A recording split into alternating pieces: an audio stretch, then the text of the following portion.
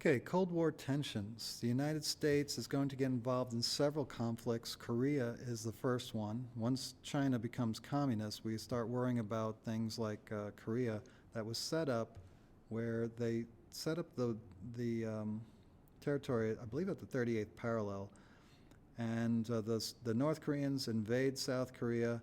They almost take over the whole thing except for a small pocket in the corner here, and then MacArthur cuts across, he does an amphibious invasion, cuts off all these troops down here, and the North Koreans are essentially defeated until the Chinese enter and push the American troops all the way back, and it goes back and forth, back and forth, back and forth, until they finally set up on this border over here that is the border today.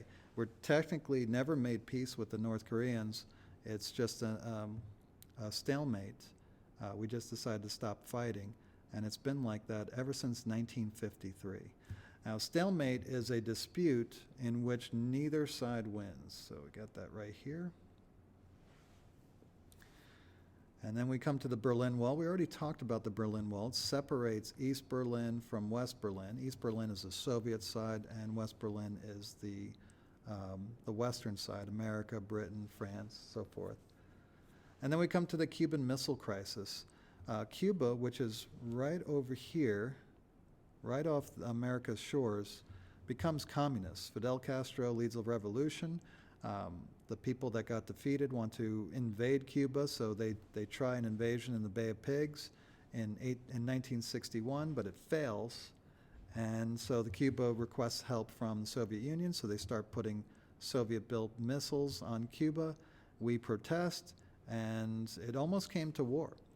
But ultimately, Kennedy and Khrushchev set up a system where the Soviets would back off, take their missiles off the island. We promised that we wouldn't attack Cuba, and in exchange, America would remove missiles from Turkey, because those missiles were right on the border of the Soviet Union. We knew what it felt like, and so we removed those missiles. And that ends the Cuban Missile Crisis in 1962. Finally, we get to the Vietnam War, where Vietnam was controlled by the French before World War II.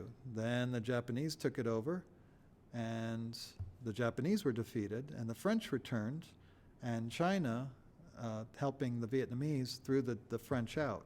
And so they decided that they're going to divide North from South Vietnam, and just like in Korea, the North want to take over the South. We send troops in to try to protect the South Vietnamese, but unlike in Korea, where it was a UN action, America basically just got a couple of its allies to try to help out South Vietnam. After a long period of time of fighting, Americans just wanted to stop the fighting, so they lead it to a ceasefire here. Let me just put this back up. And in 1973, we settle on a ceasefire where the United States withdraws its troops, but America is going to be changed because of this, and that's because of the baby boom generation. The baby boom generation does not want to get involved in this foreign war. They're a big generation. And so when a lot of their friends and relatives are going off to fight, a lot of them are left behind, and they start protesting against the war. They don't want to get involved in the war. They can't even find it on the map.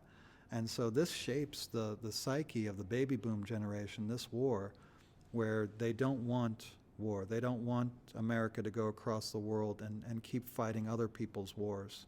And so this is a very seminal moment for the baby boom generation.